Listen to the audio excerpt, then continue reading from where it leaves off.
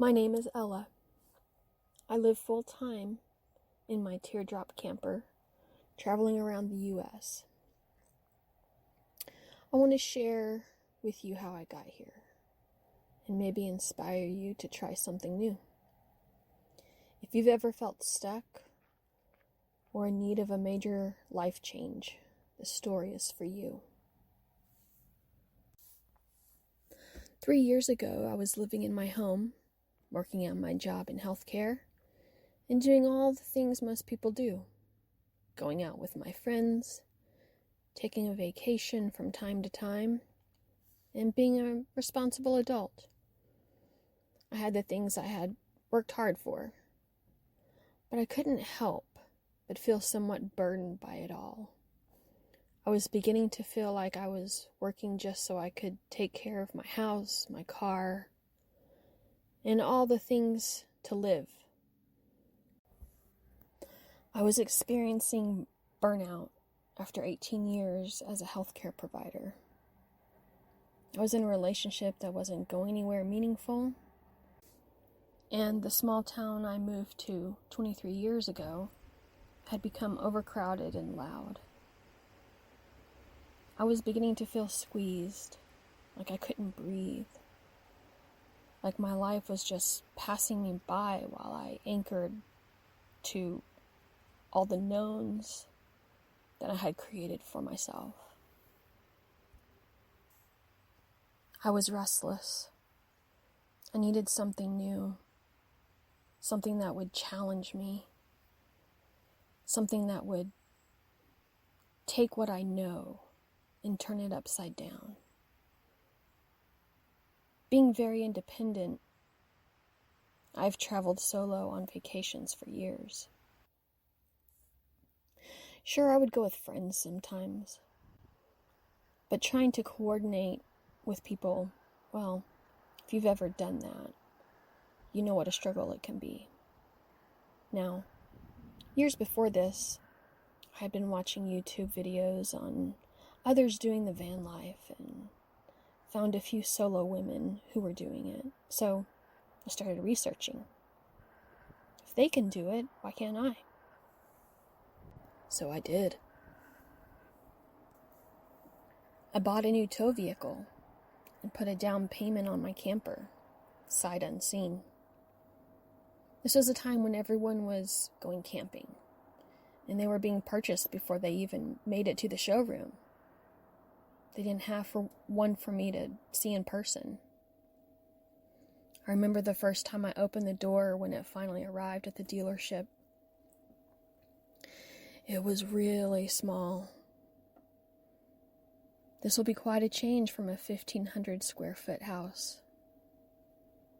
My camper, her name is Liberty, is only 15 feet long. But I was still excited. It was time to learn how to tow, learn how to reverse it into the rental space I reserved.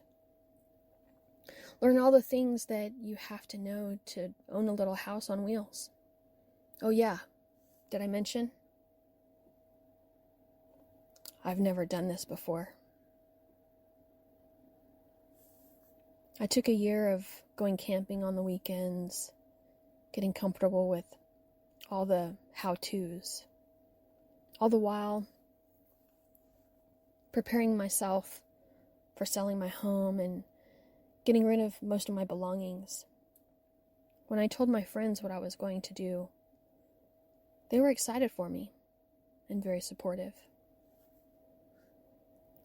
I was slowly going through my house and starting to get rid of things. That was another challenge. 18 years in a house, you accumulate quite a bit. It was overwhelming, and I started having thoughts of, this is too hard, and do I really want to do this? But I just started with one closet at a time over a weekend. I would get going through and purging, and kind of felt good. No, it felt really good. Once I started getting into it, It started to feel doable. I started feeling lighter. Yes, there were times I felt overwhelmed and wondered if I was making the right choice.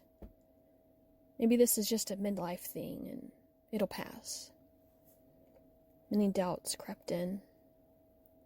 Second thoughts in the middle of the night. But then another thought.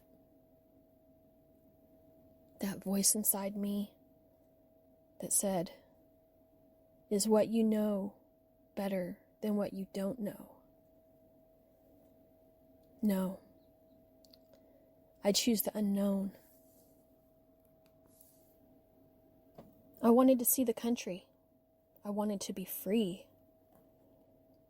Having conversations with my patients over the years also helped inspire me to do this. So many of them would talk about regrets, how they wish they had done something when they had the chance, when they were younger and their bodies could do the things that they no longer could do. Don't wait, they would say. Do it while you're young. That perspective was a big factor in why I chose to change my life. I don't want to live with regret. I don't want to live with the undying thoughts of what could have been if only I had done something different, something big. So in spite of doubts, worries, and unknowns, I set a time frame for going all in and being a nomad. I contacted a realtor, interviewed an estate seller, and I started the clock. One of the most challenging things I did, besides learning how to back up a trailer into a tiny spot, was going through my home and deciding what to keep and what to sell. The sorting, the packing, the storing, all alone and while working full time. If that doesn't make you reevaluate your life, I don't know what else will. So much stuff. I realized my house was just a giant storage unit, a very expensive one. I had things still in boxes when I first moved into the house. When I came back to the house after the weekend-long estate sale, that's when it hit me. I had no bed, no furniture, no TV. My house sold in 2 days, a few weekends later. I had to be out by the end of May. I slept on an air mattress for 3 weeks, sat on an inflatable chair, and had a card table and folding chair to eat at. This was happening.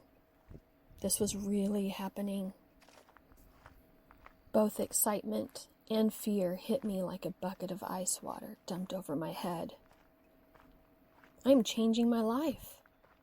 I am doing this thing. I remember pulling away from the house with my car loaded and my tiny house behind me. There were so many emotions. During those weeks in the house waiting on closing, I did mourn. I was closing a chapter, but I had outgrown that life. It was time for me to start a journey. Have you ever watched The Hobbit, An Unexpected Journey? That scene where Bilbo decides to go on the quest with the dwarves, running and jumping through fields to chase after them and yelling to his neighbor, "I'm going on an adventure." That look on his face, it's like that. And adventures I have had. It has been almost 2.5 years since I embarked on this journey. I've learned so many things, had experiences that I will never forget, both good and bad. I've made friends, had help from kind souls when I needed it, and made some story-worthy memories. But there's one thing I don't have: regret. Sure, there have been some struggles, but I believe that you get to choose your hard. In every aspect of life, there will be hard times, but you can choose them. You can choose how you deal with the challenges. On this journey, this one-way road of life, you can choose the path. I have a quote on a magnet that I keep so I can see it. It's by Marianne Radmacher. Live with intention. Walk to the edge. Listen hard. Practice wellness. Play with abandon. Laugh. Choose with no regret. Continue to learn. Appreciate your friends. Do what you love. Live as if this is all there is.